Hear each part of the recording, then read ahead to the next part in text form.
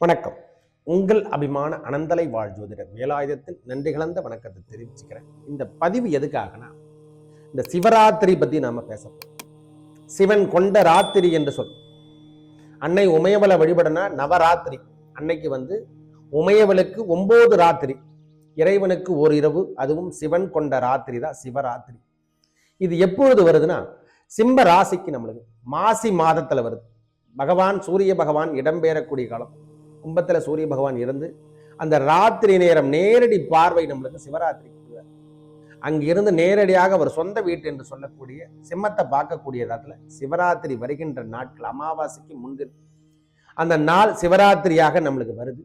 இந்த நாட்களில் இறைவனை நாம வழிபடுறது சிவராத்திரியில அந்த ஒரு நாள் முழுவதும் இறைவன் ஓம் சிவாய நம, ஓம் நமச்சிவாய. ஐயா நம்ம மந்திரமே சொல்ல சிவாய மனதார சிவாய நம, சிவாய நம, சிவாய நம, நமச்சிவாயவே சிவாய நம. தென்னாடுடைய சிவனே போற்றி, எந்நாட்டவர்க்கும் இறைவா போற்றி போற்றி. ஆங்காங்கே இருக்கக்கூடிய அருகாமையில் இருக்கக்கூடிய ஆலயத்துக்கு சென்று அன்று இருவநாள் ஒரு நாள் முழுவதும் கோயில் திறந்துதான் இருக்கும். கவலையப்படுத்த நம்மளால முடிஞ்சா வில்வத்தை வாங்கி போறது, முடிஞ்சா புஷ்பத்தை வாங்கி ஒரு கற்பூரை வாங்கி அங்கே இறைவனை மனதார பிராணத்தை பண்ணினாவே போதுமான. நாம் என்னென்ன வேண்டத்தக்கது அறிவோயினி, வேண்டும் முழுவதும் தருவாயினி. நம்மளுக்கு என்னென்ன வேணும்னு சொல்லிட்டு இறைவனுக்கு தெரியுமா? அதை மொத்தத்தையும் இறைவன் வேற யாரும் சொல்ல, கருணாமூர்த்தி என்று சொல்லக்கூடிய சிவபெருமான் அவருக்கு கொடுக்கறதை தவிர வேற எதுவுமே தெரியும். அவரை போல் நாம் தெய்வம் என்று சொன்னால் இலோகத்தில் அன்பே சிவம் என்று சொல்லக்கூடிய வார்த்தை, தாயும் மாணவர் என்று சொன்னால் அது இறைவன் சிவபெருமான மட்டும். அதனாலதான் உமையவள் ஒரு பாகத்தை தன்னுடைய சரிபாகத்தை கொடுத்தார். முப்பெரும் தேவர்கள் அவங்க கொஞ்சம் கொஞ்சமா இடம் கொடுத்தாங்க. பிரம்மா நாவில் கொடுத்தார், திருமால் தன்னுடைய உள்ளத்துல கொடுத்தார், நெஞ்சில கொடுத்தார், இதயத்துல கொடுத்தார். ஆனா சிவபெருமான் தான் தன்னில் பாதி என்று சொல்லக்கூடிய அமைப்பை முழுவதும் கொடுத்தது யாரான அவர். அம்மை வேறல்ல அப்பன் வேறல்ல என்று சொல்லக்கூடிய நாட்களும் அந்த நாட்களை குறிக்கும். சிவன் கொண்ட ராத்திரி, இறைவன் உமையவளை வழிபட்ட நாளும் என்று சொல்ற மாதிரி 2 பேரும் நாம் வழிபட வேண்டும் என்ற ஒரு நாள் நாம போதிச்சாலே உங்களுக்கு என்னென்ன விஷயங்களில் தடை ஏற்பட்டது, திருமண தடை, குழந்தை பாக்கியம், நம்முடைய வீடு கட்டமுள்ள குழந்தை பாக்கியம் இல்லை, நான் பெரிய ப்ரமோஷனுக்கு வரணும், பெரிய செல்வந்தரனா வரணும், அரசியல்ல பெரிய லெவல்ல வரணும், எல்லாத்துலயும் நாம பெரிய ஒரு எடுப்புழாக நிலைமையில இருக்கணும், வாழுகின்ற வாழ்க்கையில நோய் நொடி இல்லாமல் வாழணும். இந்த மாதிரி நாட்கள்லாம் எப்ப வருதுன்னா மாதம் மாதம் வருகின்ற நாட்களை நாம் பயன்படுத்தி கொண்டாலே போதும். இறைவனை சிவபெருமானை இந்த மகா சிவராத்திரி, சிவராத்திரி எல்லா மாதத்திலும் வருது. ஆனா இந்த நாட்கள் நம்மளுக்கு ரொம்ப சிறப்பினை தருகின்ற நாட்களாக அமைகின்றது. பிப்ரவரி மாதம் 15ஆம் தேதி மாசி மாதம் 3ஆம் நாள் நம்மளுக்கு கிடைக்கக்கூடிய சிவராத்திரி மகா சிவராத்திரியாக இறைவனை நாம் வழிபடுகின்ற நாட்களாக இந்த நாட்களை 24 மணி அன்று ஒரு நாள் தூக்கத்தை குறைங்க. அன்று நாள் தூக்கத்தை ஒரு நாள் தூக்கி போடுங்க. மீது நாட்கள் எல்லா லௌகிக விஷயத்துக்கெல்லாம் நம்ம பயன்படுத்துறோம். டிவி பார்க்குறோம், வீடியோ பார்க்குறோம், தேவையில்லாத இன்ஸ்டாகிராம் எல்லாத்தையும் ஃபாலோ பண்றோம். அன்று ஒரு நாள் இறைவனை ஃபாலோ பண்ணும். ஏன்னா எல்லா நாளையும் நம்மளால இருக்க முடியாத சூழ்நிலை அது மாதிரி நம்ம கலியுகத்துல வாழ்ந்துட்டு இருக்கோம். அதனால முடியாத விஷயத்தை நாம் செய்ய முடியாது. ஆனா அதுக்குன்னு ஒரு நாளை ஒதுக்கி வச்சிருக்காங்க. நம்ம முன்னோர்கள் கொடுத்த நாட்களை வைத்து பயன்படுத்தி கொள்ளலாம். இறைவனை அந்த பஞ்சாட்சர மஞ்சத்தை சிவாய நம நம சிவாய வே சிவாய நம நம சிவாய, ஓம் சிவாய நம சிவாய நம நம சிவாய, இந்த மந்திரத்தை மனதார சொல்லிக்கொண்டே இருந்தாலே போதும். மனதார வில்வத்தாலையும் திருநினாலையும் அன்று ஒரு நாள் அர்ச்சனை பார்த்தாலே போதும். நம்ம வாழ்க்கையில என்னென்ன பால் அபிஷேகம், நெய் அபிஷேகம், தேன் அபிஷேகம் எல்லாத்தையும் நாம செய்யலாம். அன்று ஒரு நாள் நம்ம மனசையும் சரி, நம்ம மனசுல இருக்கக்கூடிய அழுக்குகளையும் தூக்கி போட்டாவே ஐயா, நாம இறைவனிடத்துல செல்லும் போறதுக்கு நம்ம சுத்தமாயிடும். நம் மனசு சுத்தமா இருக்கணும், உள்ளம் சுத்தமா இருக்கணும், எல்லாத்தையுமே சுத்தப்படணும். உடல் ஊனம் புறந்தூமை நீரால் அமையும், அகந்தூமி வாய்மையால் காணப்படும் என்று சொன்னாங்க. அப்போ என்ன, நாம உள்ளிருந்துல நம்ம எல்லாத்தையுமே இறைவனாக மாற்றிக்கொள்ள வேண்டும். அந்த சிவராத்திரியை வழிபட்டால் நாம் முன்னோர்கள் செய்து விட்டிருந்த பாவங்கள் இருக்குது அல்லவா ஐயா, 27 தலைமுறை செய்திருந்த பாவம் தான் நம்ம மனிதனா பிறகு முதல்ல தெரிஞ்சுக்கணும். நாம 27வது தலைமுறையில பிறந்திருக்கோம். அப்போ இந்த பாவங்களை தொலைய வேண்டும் என்றால் சிவநாமத்தை எந்நேரமும் ஒப்பிச்சு தென்னாடுடைய சிவனே போற்றி, எந்நாட்டவர்க்கும் இறைவா போற்றி போற்றி. ஐயா நம்மளால காசிக்கு போக முடியாது, திருவண்ணாமலைக்கு போக முடியும். இருக்கக்கூடிய ஊருக்கு அருகாமல் இருக்கக்கூடிய ஆலயத்துக்கு சென்று மனதார பிராணத்தில் பண்ணுங்க.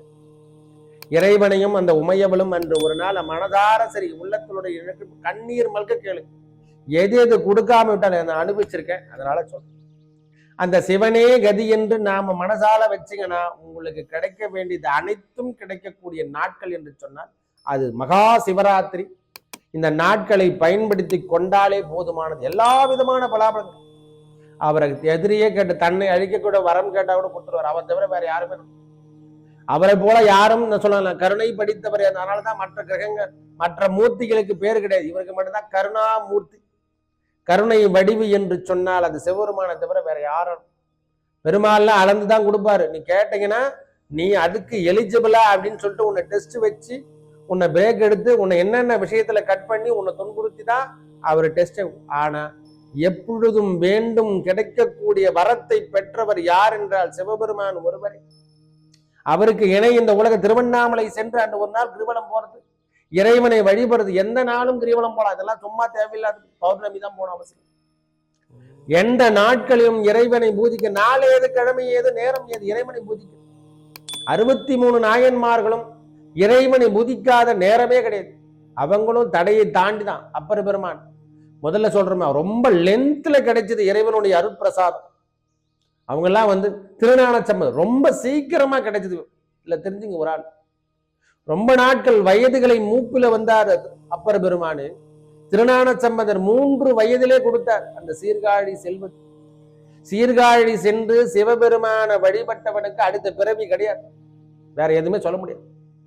சீர்காழி சென்று அந்த உமையவளையும் சிவபெருமானையும் அந்த கூட்டம் குடும்பத்தோடு இருக்காங்க மேல மாடியில.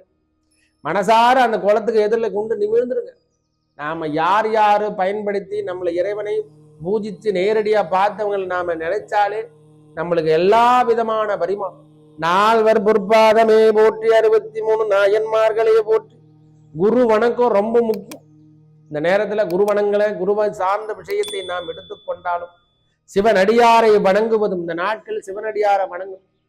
வந்தாங்களா நம்மளுக்கு முடிஞ்ச வரைக்கும் நம்மளால முடிஞ்ச வரைக்கும் அன்னதானத்தை கொடுக்குறது, அவங்களுக்கு வயிறார உணவு கொடுக்குறது. இந்த நேர்களில் பயன்படுத்தி கொள்ள உன்னதானம் இந்த மாதிரி விஷயத்தை பயன்படுத்தி இல்லாதவருக்கு உணவு உடை ஏற்படுத்தி நாம் முடிஞ்ச வரைக்கும் செய்யணும். இந்த மாதிரி நற்காரியங்களில் இந்த நாட்களில் செய்து கொண்டாலே போதுமானது.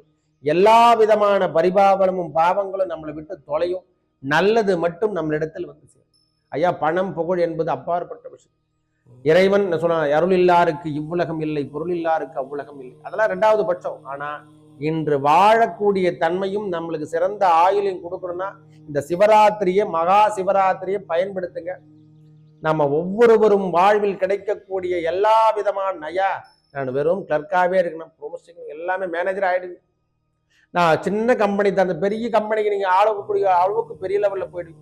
அரசியல்ல கீழ்மட்டத்துல நீங்க தான் அமைச்சரா மாறுவீங்க. இந்த மாதிரி விஷயங்கள் எல்லாமே இறைவன் கொடுத்தால் மட்டும்தான் நம்ம கிட்ட வரும். நாமளா எல்லாத்தையும் செஞ்சு நான் ஜெயிச்சுட்டேன்னு என்னைக்கு தட்டிக்க முடியாது. இறைவன் ஒருவர், அது சிவபெருமான் ஒருவரால் தான் 33 கோடி தேவர்களாகட்டும் இருக்கக்கூடிய ஜீவராசிக்கும் புல்லுயிருக்கும் பூச்சி புனைந்தவர் சிவபெருமான் ஒருவரே. அதனால் அவரை வணங்குவதுதான் நம்மளுக்கு சால சிறந்தது. சிவனை வணங்கிட்டீங்கன்னா சிவனடியாரை பகைத்துக்கோ சிவனடியாரை தொழுதுவருக்கும் எந்த துன்பம் இல்லை என்று சொல்ல திருஞான சம்பந்தருடைய கையேடிலே இறைவனுக்கு சொல்லுவாங்களா, இறைவனுக்கு ஆணை பிறப்பிச்சிருக்கார். நிறைய பாடல்களை அந்த சொல்லுவாங்களா தேவார பாடல்கள் அனைத்திலையும் திருஞான சம்பந்தர் எழுதுந்தல முக்காவாசி இறைவனுக்கு இட்ட ஆணையாக இருக்கு. அதாவது கோளறுபதிகம் என்று சொல்லக்கூடிய மேயுரு தோழி மங்கன் விடன் கண்டன் மிக நல்ல வீணை தடவி மாசு அருதிங்கள் கங்கை முடிமேல் அணிந்தன் என் உளமே புகுந்த அதனால் ஞாயிறு திங்கள் செவ்வாய் புதன் விழாடன் வெள்ளி சனிபாம்பும் 2 உடனே ஆசரும் நல்ல நல்ல அவை நல்ல நல்ல அடியார் அவர்க்கு மிகவே அடியார் அவர்க்கு மிகவே. கோளறு பதிகத்துல திருஞான சம்பந்தர் சொன்ன வார்த்தை, இறைவனை சிவபெருமானை யார் உருவத்தில் வணங்குறானோ அவனுக்கு 33 கோடி தேவர்களும் நவ கிரகங்களாலும் ஏற்படக்கூடிய பீடைகள் கூட சேராதுன்னு சொல்றாரு. இறைவனுக்கு இட்ட கட்டளையா பாடல் பாடுகிறார். அப்போ சிவபெருமான வணங்கனா 33 கோடி, அதாவது அஷ்டமா சித்தி பாலகர்களாகட்டும் நவ கிரகங்களாகட்டும் யாரா இருந்தாலும் இறைவனுக்கு மகிழ்ந்த பிறகுதான் மற்றவங்களுக்கு. அப்போ நம்மளை எதுவும் துன்புறுத்தம் செய்யாது, நல்லது மட்டுமே நடக்க வேண்டும் என்றால் இந்த மகா சிவராத்திரியை பயன்படுத்தும். எல்லா நாளும் வழங்கலாம். நம்மளால முடிஞ்சது இன்று ஒரு நாள் இரவு முழுவதும் தூங்காமல் சிவாய நம சிவாய நம சிவாய நம நமச்சிவாயவே நமச்சிவாயவே சொல்லி வர நம்ம நாட்களையும் சரி, இதுவரைக்கும் இருந்து வந்த பிரச்சனைகள் அனைத்தும் விடுபட்டு நல்லது மட்டுமே நடக்கும். நன்றி, வணக்கம்.